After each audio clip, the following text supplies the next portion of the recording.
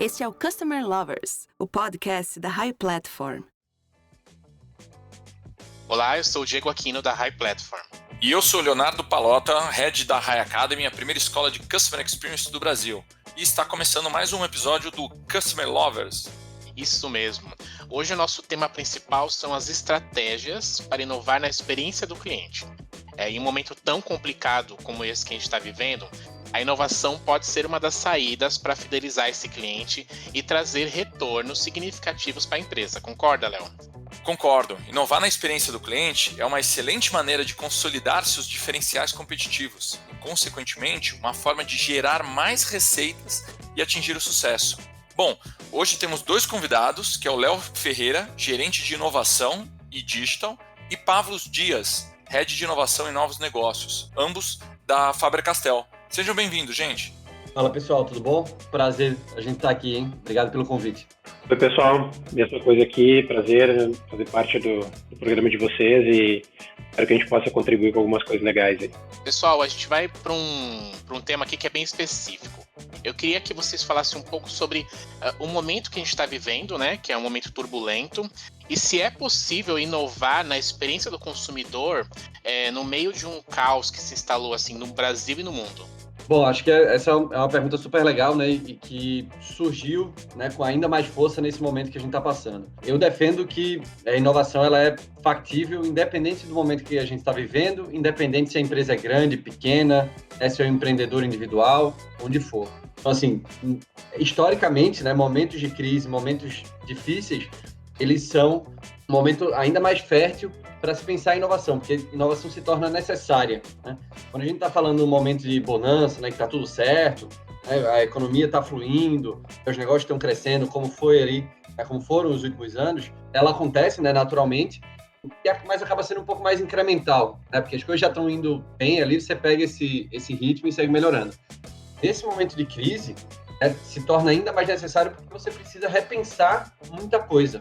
O cenário mudou completamente, o novo normal, né, como muita gente fala, as relações entre as pessoas estão mudando e, naturalmente, a relação com os negócios, produtos e serviços que elas consomem, isso também está sendo alterado, né? Então, é preciso repensar isso tudo, então é totalmente factível, apesar de ser muito difícil. A gente sabe que tem muitos negócios aí lutando diariamente para continuar operando. A gente sabe que isso não é fácil, isso é uma carga emocional muito grande para o empreendedor, né, e para o time que está tocando aquele negócio, mas isso vai forçando, né, os negócios a pensarem se podem ser novas linhas de receita, pode ser novas experiências do cliente, né, que a gente vai falar aqui um pouquinho mais para frente. Então, esse é um momento que, por mais desafiador que ele seja, daqui a alguns anos, né, quando isso tudo passar e a gente olhar para trás, a gente vai ver o quão fértil ele foi e quantas inovações em várias frentes foram geradas nesse momento. Eu não tenho como não concordar, né? Absolutamente certo aí o que o Léo falou. Eu acho que só acrescentando aqui uma parte bem específica dessa resposta, né? Eu acho que quando a gente fala em experiência do consumidor, que foi o foco da tua pergunta, eu acho que nesse momento a gente não só tem como inovar, como é obrigado a inovar, né? Se tem um momento em que a gente não tem como escapar disso, é agora, né? A gente pode citar N exemplos, mas só para citar um exemplo nosso aqui da Faber, a gente tinha um espaço de criatividade e inovação num shopping center, que tinha um movimento fantástico, centenas de pessoas passavam por ali, levando seus familiares, levando escolas, levando empresas, e tudo isso do dia para a noite foi encerrado, né? A gente parou totalmente, os shoppings foram fechados, o espaço parou de receber gente e a gente teve que se reinventar, né? Então agora a gente está aqui construindo maneiras de levar essas experiências que a gente tinha no ambiente físico, presencial, do espaço de criatividade e inovação para dentro da casa das pessoas e para dentro das escolas através de outros formatos de atendimento, sejam eles digitais ou itinerantes, né? A gente ia até a casa das pessoas, a gente ia até a escola, ia até as empresas. Então, a gente se obrigou a inovar na experiência do consumidor porque o modelo anterior já não servia mais, né? É claro, eu não sou um cara muito 8 ou 80 nesse negócio todo do momento que a gente está vivendo. Eu acho que sim, ele vai mudar muita coisa, mas eu também acho que quando a pandemia acabar e tudo der certo, a gente tiver um tratamento eficiente ou uma vacina, muita coisa vai sim voltar ao normal. A gente vai ter várias coisas que vão voltar assim como era antes. Então, certamente vai voltar a ter shopping center, vai voltar a ter espaços como do espaço de criatividade e inovação, mas eu acho que fica um legado de coisas que a gente constrói durante um momento como esse e também não vão se apagar, né? A gente vai passar a ter a convivência entre o que era normal antes e o que passa a ser normal depois da pandemia. Gente, eu sou meio suspeito de falar da Faber-Castell, não somente pela conexão emocional que tenho desde pequeno, né, com a empresa, mas eu cheguei aí até a matriz de vocês lá na Alemanha, onde eu consegui visitar as instalações do Processo Fabril. Foi uma experiência, assim, realmente fantástica. E vocês possuem uma área dedicada à experiência do consumidor dentro da empresa?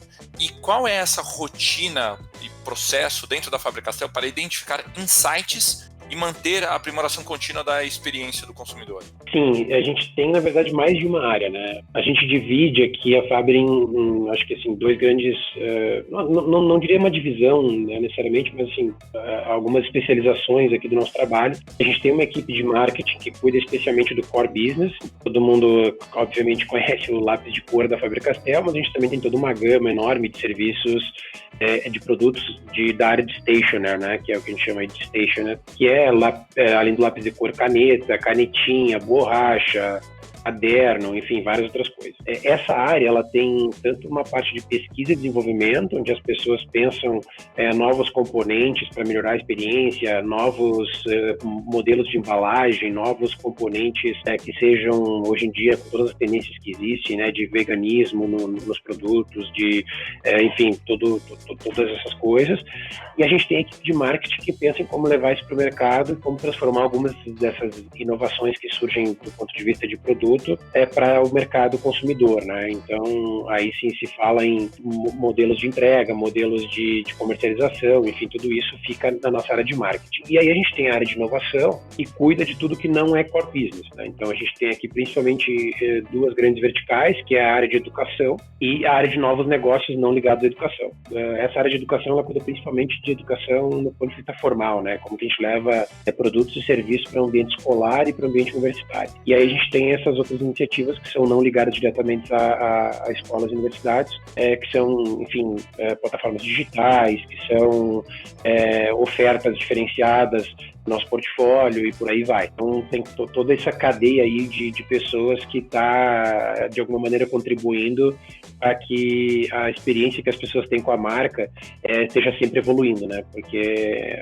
não sei se todo mundo está ouvindo aqui sabe, mas a Faber é uma empresa de 250 anos, né? Mais de 250 anos, a gente está quase fazendo 260 já. Então é impossível sobreviver 2 séculos e meio se tu não tiver a capacidade de se reinventar com bastante frequência, né? E é isso que a gente tem tentado fazer. E a gente tem dinâmicas, né, principalmente aqui na nossa área de novos negócios, de estar sempre próximo do cliente, né, de identificar esses insights em primeira mão, né? Então fazer entrevistas de profundidade, né, traduzir essas entrevistas em insights através de alguns frameworks contínuos, né, de trabalho, e sempre pensando como a gente consegue transportar esse insight para itens factíveis ali para o nosso negócio, né, para a experiência que a gente vai oferecer para o cliente, e aí a gente traduz isso para os nossos produtos e serviços. Eu queria que você falasse um pouco do papel da liderança nesse processo de inovação e como que vocês engajam a equipe para também ser inovadora. Eu vou começar falando aqui, depois acho que seria legal o Léo complementar com o que ele tem sentido, né, como uma pessoa que está na Faber-Castell há pouco tempo, relativamente pouco tempo, né, Léo? Mas eu acho que isso tudo é uma evolução, né? Eu acho que quando a gente começa a trabalhar inovação na companhia, diferentes companhias têm diferentes objetivos com inovação, né? Tem gente que está mais focada em resolver problemas internos, tem gente que está mais focada em fazer investimento em startups, tem gente que está mais focada em desenvolver novos produtos e serviços. Enfim, existem vários motivos. Ou tem gente que está mais preocupada em mudar a cultura da companhia. Então, geralmente existem aí diversos motivos pelo qual uma empresa faz inovação, diferentes tipos de inovação. Na Faber, a gente escolheu focar a nossa energia em novos negócios, né? Então, a gente tem uma equipe que desenvolve negócios como eu disse antes, mais distantes do core, e essa equipe ela é bastante achatada, assim, a gente tem um nível hierárquico bastante baixo nessa equipe, muito, muito menor do que no resto da companhia, né, até porque a Faber é uma empresa além de ser uma empresa de 250 anos, é uma empresa fabril, e é uma empresa alemã, né, então ela é historicamente bastante hierarquizada, mas na nossa área de inovação a gente achatou muito isso, embora tenha aí algumas layers de cargos, a equipe trabalha de maneira muito sinérgica, assim, e muito achatada, né, não existe grandes cadeias de aprovação nem nada disso. E eu acho que a gente chegou num ponto agora, principalmente nos últimos meses, aí eu diria nos últimos 6 meses, a gente fez algumas mudanças importantes, separando ainda mais algumas funções da área de inovação e de marketing, então separando a inovação para um pouco mais longe do que a gente estava do core, e com uma nova liderança, né? A gente tem hoje uma diretora exclusiva para a área de inovação, que era uma coisa que até o ano passado a gente tinha uma diretoria de marketing e inovação. Então eu acho que isso realmente também dá o foco, né, e uma atenção especial para essa área, e tem tido realmente como liderança, isso tem tido uma importância enorme, assim, na maneira como a gente está conseguindo desenvolver as nossas atividades. Acho que de maneira geral é muito bom. Só para finalizar essa coisa da liderança, assim, no nível mais alto da companhia, a gente decidiu trabalhar isso de uma maneira a criar um comitê de inovação. Então esse comitê de inovação tem algumas pessoas da empresa, e esse comitê que também tem toda uma função aí de avaliar as iniciativas de novos negócios, os investimentos em startups que a gente faz também. Então, isso também gerou aí um engajamento bastante alto dessas pessoas que fazem parte do comitê, mas principalmente bastante focado, né? Sabendo qual é o papel deles, sabendo por que a gente precisa deles. Então, acho que organizar esse comitê e definir quais os papéis deles que ele tem nos ajudam a ter esse engajamento da liderança de uma maneira muito precisa. E tanto essa estrutura achatada que o Pavlos comentou, quanto o Comitê de Inovação, eles são muito importantes pelo exemplo que eles passam para o resto da companhia. Uma coisa é você ter uma área de inovação que está ali, né, isolada, fora do core business, tentando, né, nadar ali para, né, fazer o negócio acontecer. Outra coisa é quando você tem cargos, né, de alta hierarquia, né, presidente, etc., envolvidos com a dinâmica da área.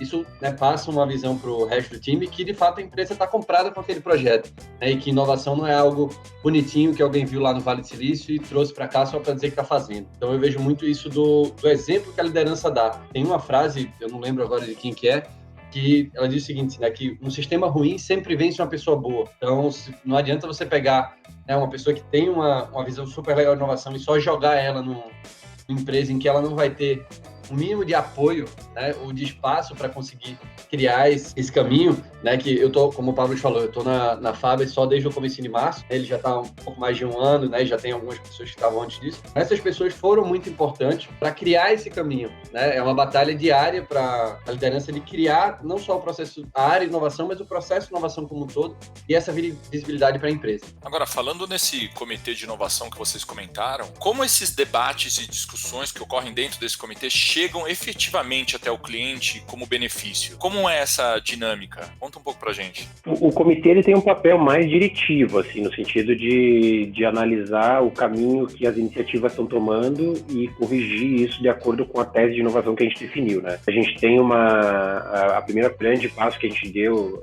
com inovação foi decidir em que áreas a gente queria estar, né? Não dá para inovar em tudo, então a gente decidiu focar em algumas áreas mais específicas. Hoje a nossa tese ela tá focada em criatividade e educação, né? São essas duas grandes arenas que a gente tenta atender. E o papel do comitê é entender se a gente validar e nos coordenar no sentido de manter a gente focado na tese, tanto do ponto de vista de arenas que a gente está atacando, mas também de garantir que o valor que está sendo criado está adequado ao que a gente imaginava que seria, né? Então eles são realmente eles têm esse grande papel consultivo de nos guiar, né? De nos ajudar a manter organizado, assim, e filtrar com a gente o que está acontecendo. Então, eu diria que, do ponto de vista de o que vai chegar no consumidor, o papel deles é garantir tudo que a gente está desenvolvendo atenda os estándares que a gente imaginou que deveriam ser seguidos, tanto de qualidade, quanto de foco no que a gente realmente quer fazer, quanto garantir que isso vai ter a abrangência necessária para atingir um público realmente relevante. Então, esses são todos elementos que essas pessoas estão preocupadas em olhar e garantir que a gente gente consiga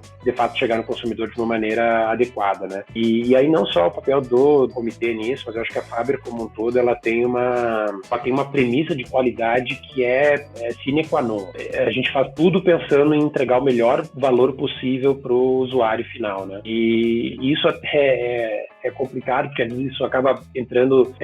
conflito é uma palavra forte, mas acaba gerando atrito com a experiência de inovação mais rápida, né? Às vezes a gente quer fazer um MVP mais simples e alguma coisa assim, e a gente, como Faber, a gente tem um receio de entregar algo que é mais ou menos no mercado. Então a gente tem que batalhar contra isso, entendendo que a gente tem que sempre entregar o melhor possível para cada etapa, né? Mas isso também é o que faz a gente ser o que a gente é, né? Se a gente é uma marca que durou 250 anos e que as pessoas têm um carinho enorme por essa marca, é porque a gente trata tudo com muito carinho e muita qualidade, né? Então, acho que esse também é um papel um pouco de não só do nosso comitê de inovação, mas de todas as pessoas que fazem parte da Faber-Castell, é garantir que tudo que a gente vai entregar tem um nível de qualidade adequado para a etapa em que ele está sendo desenvolvido. Legal, gente. E assim, numa resposta anterior, vocês chegaram a comentar sobre uma hierarquia mais achatada na área de inovação, né? Que era esse um dos pilares que vocês estavam conseguindo até se diferenciar de toda a companhia para conseguir dar mais vazão a todas as iniciativas. Mas eu queria saber, além disso, quais são outras iniciativas e pilares necessários para o desenvolvimento de uma equipe de Customer Experience eficiente e focada, além dessa questão de hierarquização mais achatada? Bom, acho que a hierarquia achatada, ela traz uma coisa para o dia a dia que ela é muito importante, que é o envolvimento de todo mundo no dia a dia do negócio, né? A gente teve um caso recente aqui em uma das nossas unidades, que é de curso online, em que a gente teve um crescimento muito grande de alunos, né? A plataforma acabou não aguentando ali, acabou gerando alguns desconfortos. A gente teve um volume muito grande, né, de clientes, né, tirando dúvida, perguntando como é que fazia e tal. E dependendo da estrutura da empresa, você vai jogar isso vou botar para o analista, ou vou botar para o time de saque. Aqui no nosso time, né, todo mundo arrega suas mangas, né? Eu, Pablo, né, o Marco também do time. E foi final de semana, o dia inteiro, a gente respondendo o cliente, sentindo ali em primeira mão o que estava acontecendo, né? Então, isso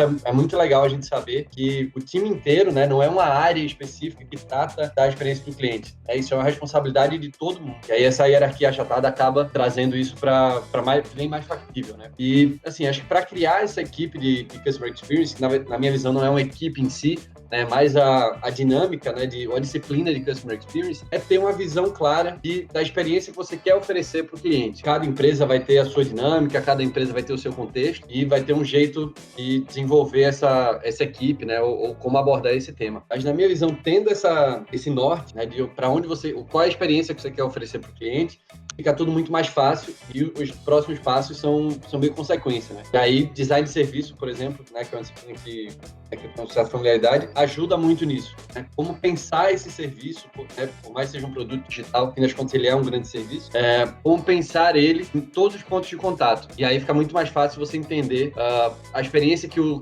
cliente, né, teu consumidor, está tendo ao longo dessa jornada de consumo e onde você precisa dar mais foco, né, onde você precisa dar uma ajustada ali para que aquela experiência seja cada vez mais uniforme, né? Eu acho que eu só adicionaria nisso que eu acho que uma rotina que eu entendo que é importante ter para o time ter um foco na experiência do usuário, na experiência do cliente, é entender o que significa isso para cada empresa, né? Às vezes a gente tem a intenção, é boa, mas a gente não sabe por onde começa. E aí todo mundo corre em círculos e não necessariamente em direção a um objetivo único. Acho que uma coisa que a gente tem feito aqui muito bem, e é uma coisa que eu recomendo, é que tenha uma discussão clara na equipe de quais são os objetivos quando se fala em experiência, né?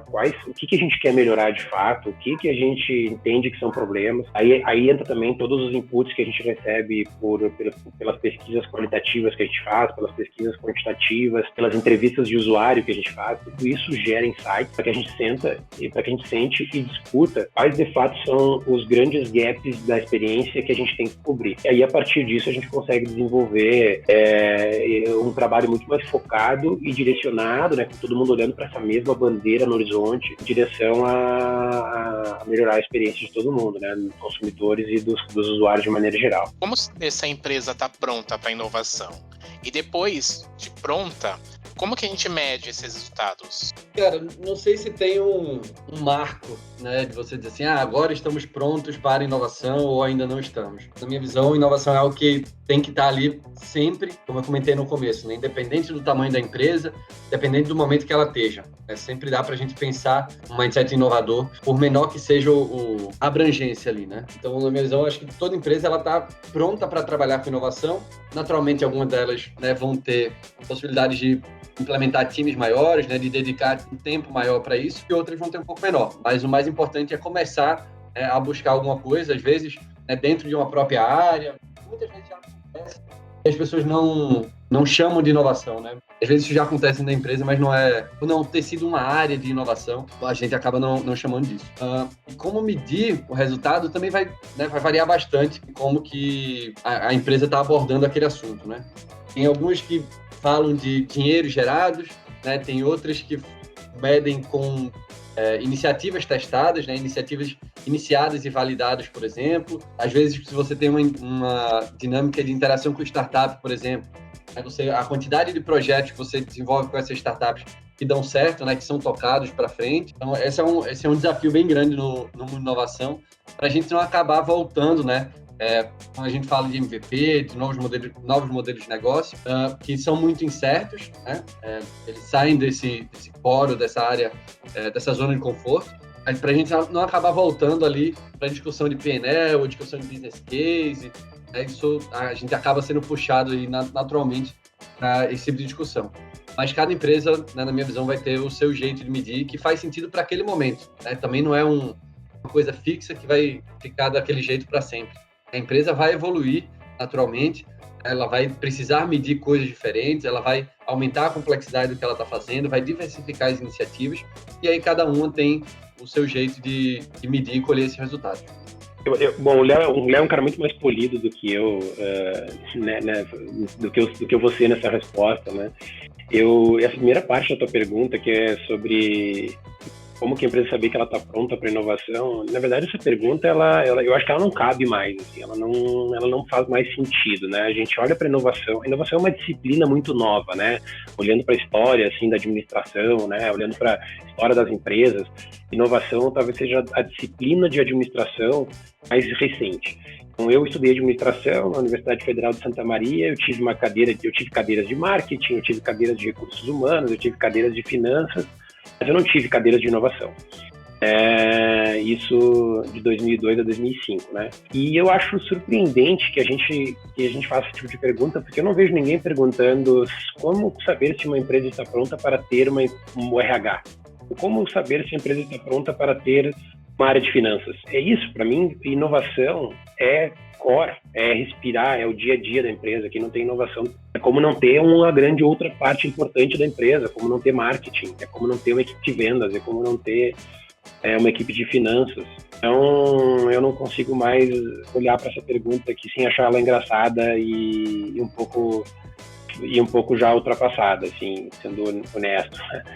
E aí o que eu acho que tem realmente aqui que fazer uma reflexão é de como as empresas estão olhando para a inovação, né? E que de fato significa inovação no contexto de cada empresa.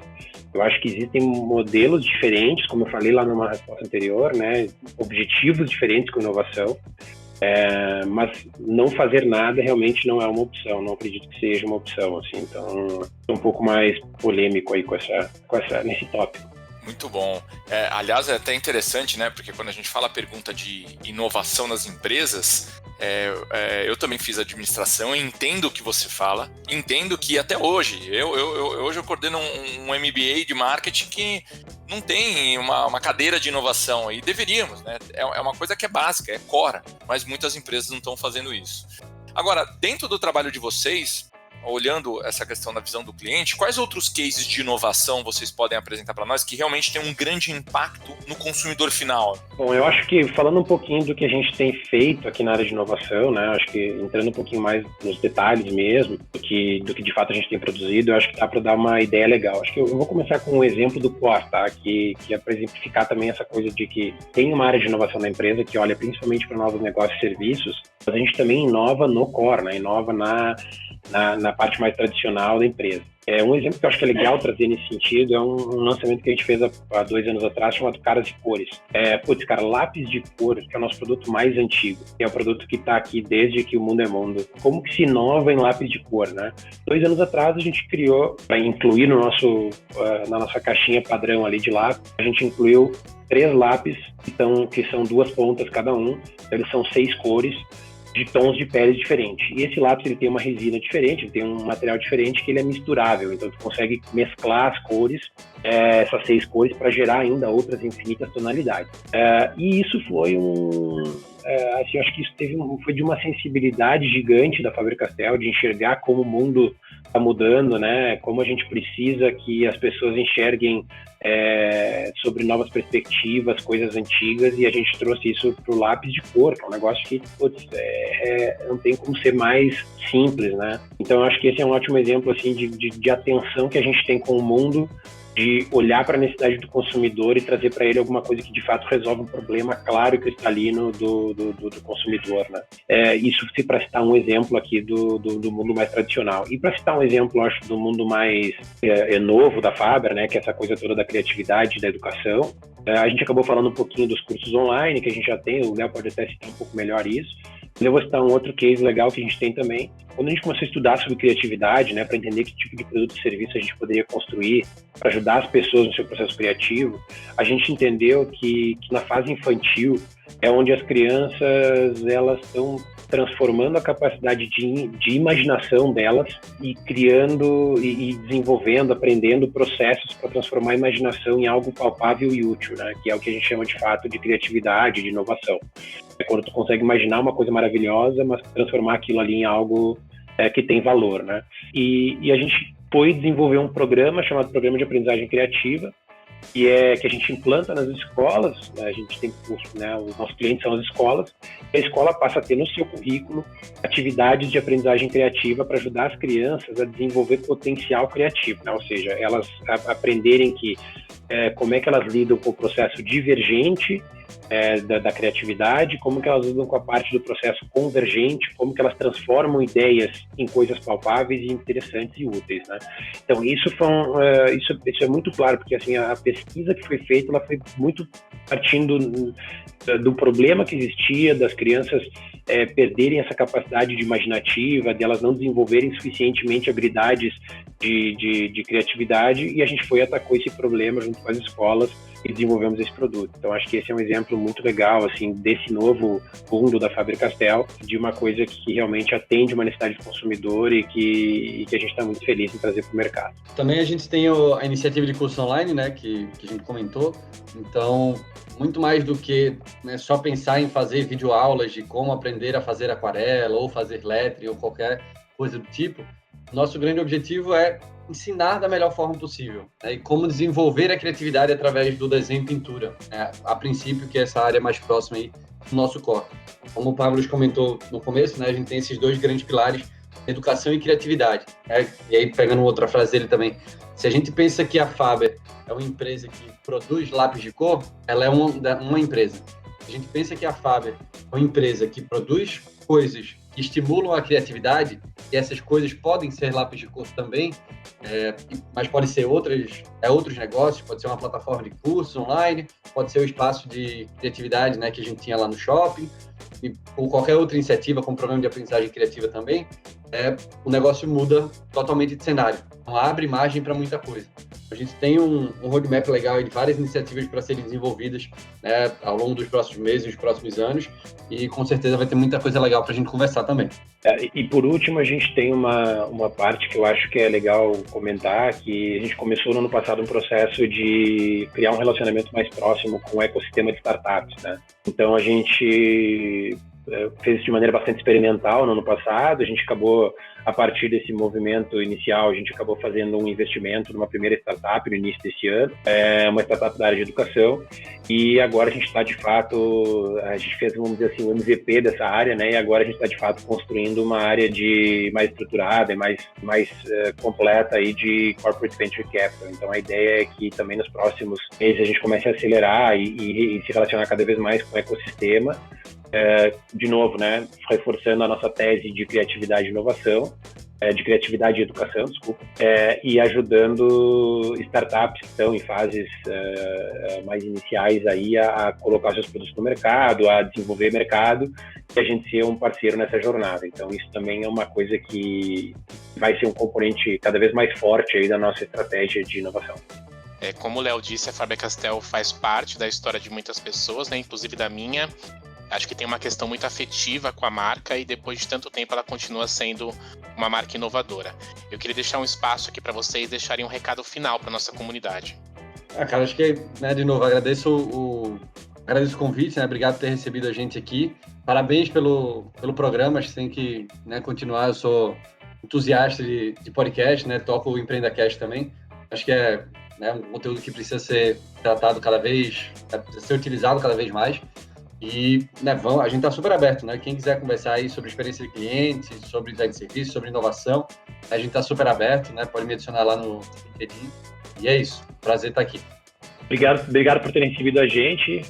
Realmente é sempre um prazer poder trocar experiências, né? Eu brinco que eu sou eu tenho uma na minha vida assim uma coisa de ser muito esponja. Então quando eu preciso saber alguma coisa, eu busco quem eu entendo que é referência no assunto para me ajudar e não tenho muita vergonha de pedir ajuda, assim. Eu acho que esses ambientes que a gente cria com esse tipo de podcast aqui é onde a gente pode não só ter uma conversa um para um, como muitas vezes eu já fiz, mas também criar a oportunidade de que muitas outras pessoas ouçam e aprendam um pouquinho e desenvolvam ou tenham alguns insights a partir de algumas coisas que a gente falou aqui hoje, né? Então, sempre gosto bastante, estou à disposição também para que precisarem aí.